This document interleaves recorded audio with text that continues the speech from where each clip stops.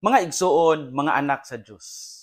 Niadtong 2013, sa dihang gipili si Cardinal Jorge Mario Bergoglio nga mahimong Santo Papa, adunay usa ka higala nga mihunghong niya og mingon, "Do not forget the poor." Ayaw kalimti ang mga kabus.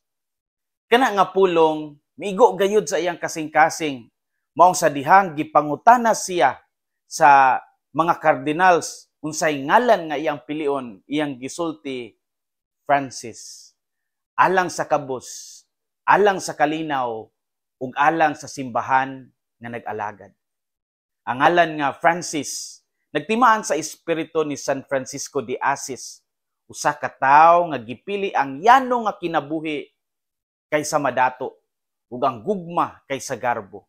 Sukad niadto si Cardinal Bergoglio, umas na ila nga Pope Francis kanunay nagpahinumdom sa kalibutan nga ang simbahan kinahanglan dili magpabilin sa opisina lamang kundili mubiya sa altar ug muadto sa kadalanan aron muatiman sa mga kabus. Ang maong panawagan mao usab ang tema sa atong ebanghelyo karon. Si Jesus ni real talk sa mga Pariseo ug sa mga magtutudlo sa balaod. Dili tungod kay sayop ang ilang pagtuman sa balaod, apan tungod kay ang ilang nakalimtan ang espiritu sa balaod nga mao ang gugma ug kaluoy. Ang ilang pagtuo na himong for display lang sa panagway, apan walay kalalom sa kasing-kasing. Mo ni ang giingon ni Pope Francis nga spiritual worldliness. Kanang nagtan-aw nga balaan sa gawas apan baga kayo sa garbo sa sulod. Unsay pahinumdom alang nato karon? Unang punto, ang tanang tinuod nga maayong buhat nag-ugat gyud sa gugma. Sa ebanghelyo giingon ni Jesus, "Woe to you Pharisees, for you tithe mint and rue and every herb, but neglect justice and the love of God." Luke 11:42.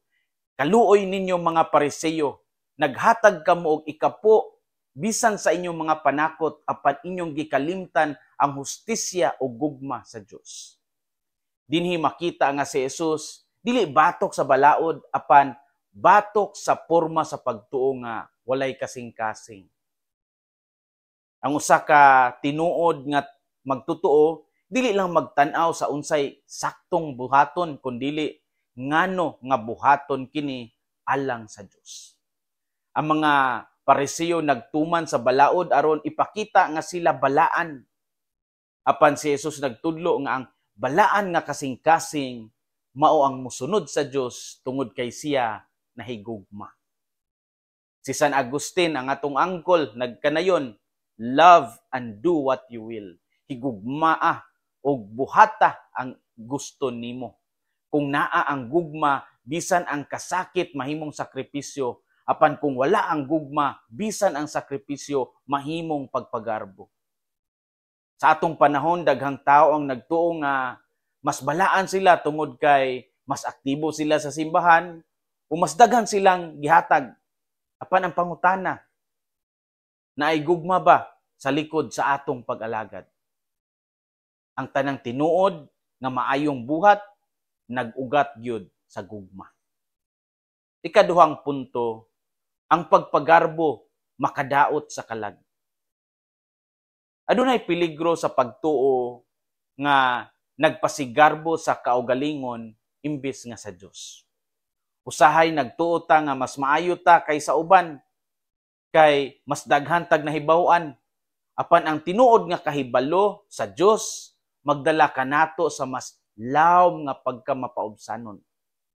Ang pagtuo sa Biblia, ang pag-ampo, ug ang pag-alagad kung walay pagpaubos, dili makalimpyo sa kasing-kasing. Ang pagpagarbo makadaot sa kalag. Story time. Karong adlaw atong gisaulog ang kapistahan ni Santa Teresa de Avila, Doctor of the Church. Usa siya ka madre nga gikatahuan sa mga tao nga nagtuo nga ang iyang kalipay ug kalinaw imposible tungod sa daghang kasakit nga iyang na sinati o naagian. Sa usa ka higayon samtang siya nagampo mingon si Santa Teresa de Avila sa Ginoo, Lord, if this is how you treat your friends, no wonder you have so few of them. Ginoo, kung mao kini ang imong pagtratar sa imong mga higala, dili ikatingala nga gamay ra ang imong higala. Bisan pa man, nagpadayon si Santa Teresa de Avila sa pag-alagad uban sa kalipay ug pagtuo.